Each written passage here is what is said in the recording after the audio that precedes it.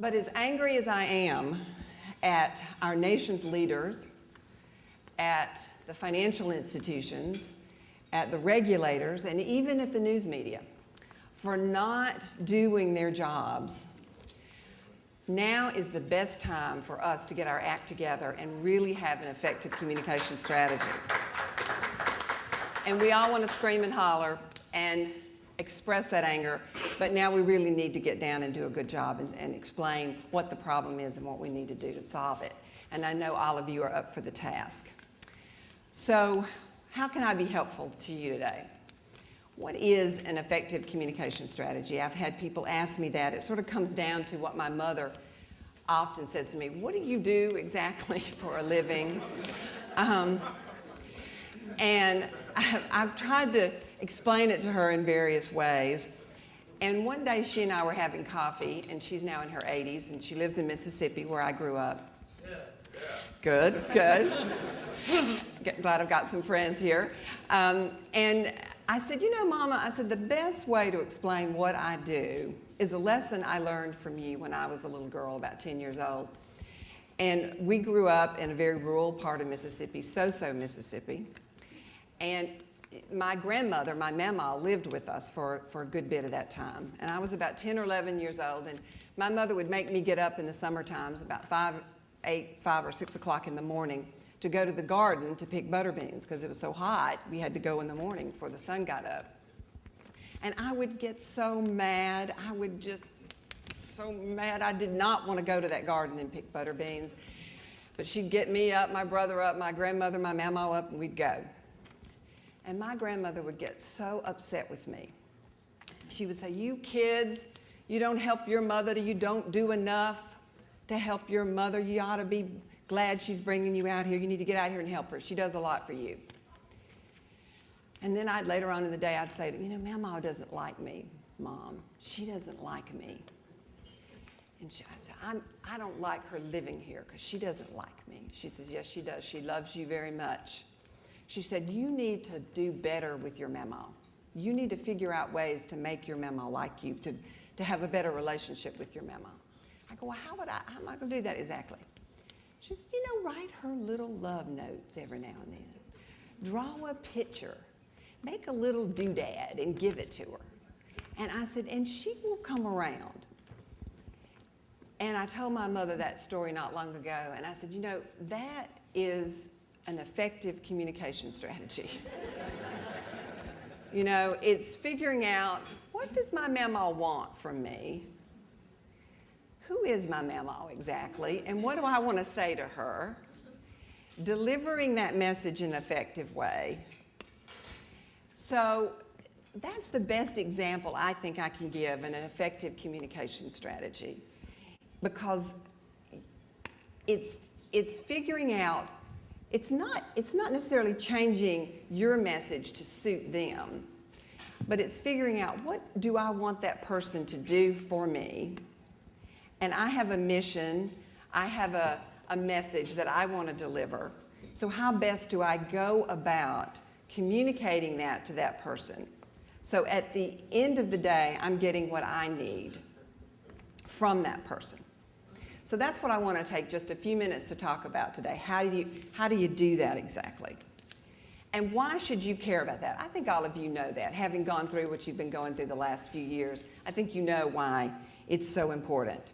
But you need a certain amount of approval and a cooperation from both external as well as internal audiences, and we're going to talk about that in a minute. And why should they care about helping you? They don't. Your external audiences don't care about helping you. They care about helping themselves. And if they're effective communicators, they're out there trying to do the same thing to you, what you need to do to them. And if you come together and realize that, you can figure out how to help each other. The most important thing about a communication strategy is recognizing that one day somebody is going to go to one of those external audiences that you want to talk to, and they're going to ask them, what do you think about X community group? What do you think about the National Community Reinvestment Coalition? And the answer that comes out of their mouths is the message that you want delivered. And you have to figure out how to impact that message. So I think there are basically 3 important things, really 4 important things to remember about getting them to say what you want them to say, getting them to act the way you want them to act, think, and feel. And there are 4 things, basically. It's the message, it's the delivery, it's the audience, and then it's the tactics that you use to get those messages delivered. It's in the book. It's in the book, yes. It's in the book. You are going to need, once you decide, what is it that I want my audiences to say about me? You're going to need some things to help you get to that place. You're going to need some facts. And you've got to have them prepared together. They have to be accurate. They have to be up to date. But just as important as a set of facts is you need a belief system. And you need a way to communicate that belief system. Why should I believe you? Why should I trust you? Why do I want to have a relationship with you? Well, you have to talk about your experiences. And you have to have other people who can talk about your experiences. You say X number of people are now in foreclosure. Okay, that's a fact. That's a fact that you can communicate about your city, your county, your area. But what about that? What about those people who are involved in those foreclosures? You need a set of experiences that you can communicate, to tell people about, to push that fact forward in a way so that it now becomes believable, it's persuadable, it's compelling. Because the facts, the beliefs, the experiences are going to impact that person or that group of people's perceptions about you. Now let's talk a little bit about perceptions. There are basically 3 things that you can do with a perception. You can create it, you can change it, or you can reinforce it. Some people, some of your audiences, are not going to know anything about you. So you create your perception, and that's a great place to be in because you're working from a blank slate. Other people will already have some perceptions about you. They may be negative. And if they are, then you need to change that perception. So you need to clearly define what the misperceptions are about you and address that directly in your messages to that audience. And then you need to reinforce the messages. People may love you right now. They may think you're wonderful right now. But if you ignore them for the next year, you don't talk to them, you don't listen to them, you don't call them, you don't send them an email, you don't give them a newsletter, you have no communications whatsoever, then in a year from now they may say, you know, that group was doing really a lot of good stuff about a year ago, but I don't think they're doing anything right now. I don't know anything about them anymore. I'm not sure they're very effective. They used to be. So you have to reinforce those perceptions. And then you have to deliver, once you've decided, okay, this is my message that I'm going to deliver. This is what I want to focus on and emphasize. Then you have to deliver it. I'm going to speak to you under 15 minutes today because I respect your time and I respect what you're trying to do. And I don't want to take up time with you unnecessarily. So I'm going to figure out what I want to say and I'm going to deliver it in a timely fashion because, one, I don't want to bore you. I want to make it relevant and I want to keep it simple. I want to keep it relevant. I want to keep it compelling and persuasive. And if I stand up here too long, you're going to start to think about something else. And I don't want you to do that. I want you to remember basically 4 things that I'm talking to you about now. I'm talking to you about message, delivery, audience, and tactics. And that's about all I think we humans can sort of take in at one time. It's about 10, 12 minutes.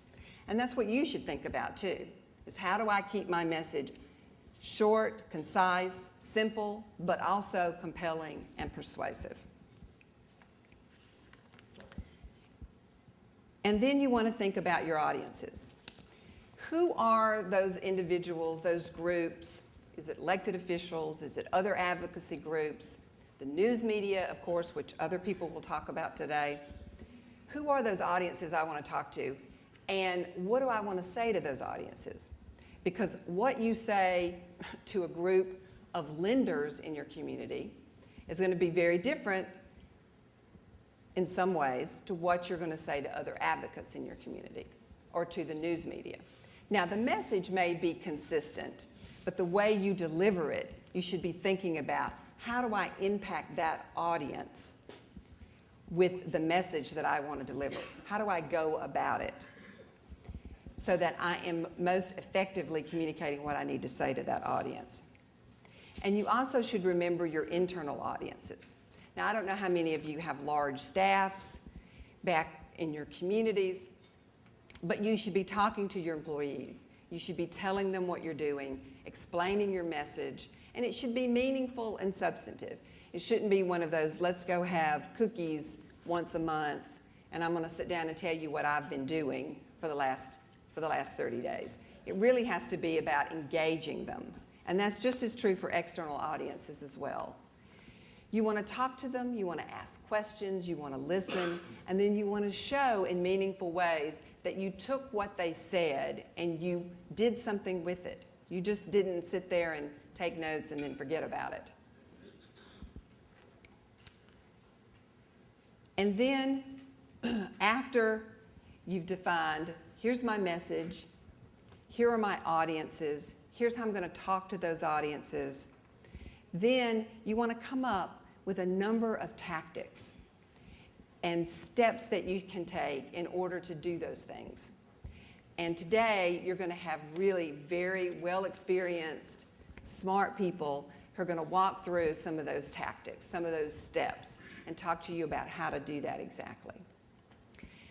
And then the last point I want to make is, please don't make your communication strategies an afterthought.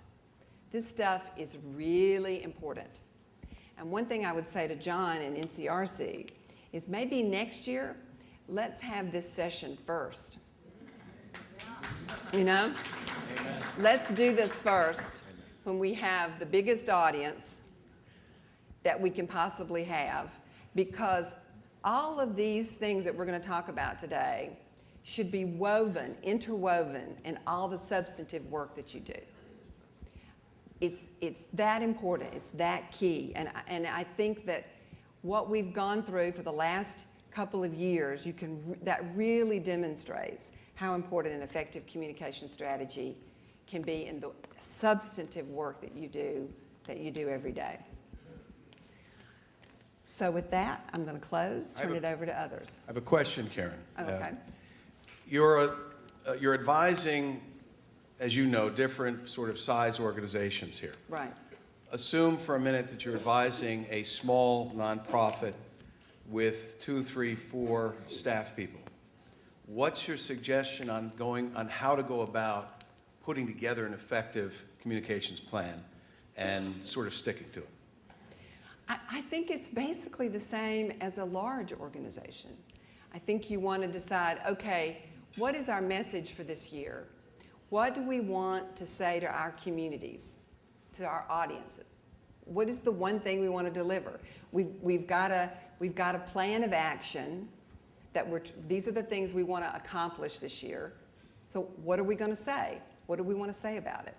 Figure that out. And then who do we want to say it to? And for each of those audiences, how do we want to refine our message so that we're best communicating to that message? And then think about, what are the steps we want to take to get there? Do we want to do a newsletter? Do we have the resources to do a newsletter? And this is probably the most important thing when it comes to the size of the organization, is we've got a budget, we've got so much time because we've got so many staff people. So what's going to be our priority? Is it a newsletter? Is it a meeting? Is it one-on-one type of meetings where we're going and meeting individually with people? Is it the news media? How much time do we want to spend on the news media versus other ways of communicating? There's a lot of ways to communicate now that we don't necessarily need the news media to come. We don't necessarily need Channel 4 to come out and cover something. Other ways of communicating. You know, we get sort of wound up in that, oh, we need the television to come cover us and we need the newspapers to come cover us. We do need that, but that's not the only way to communicate. Josh, yeah.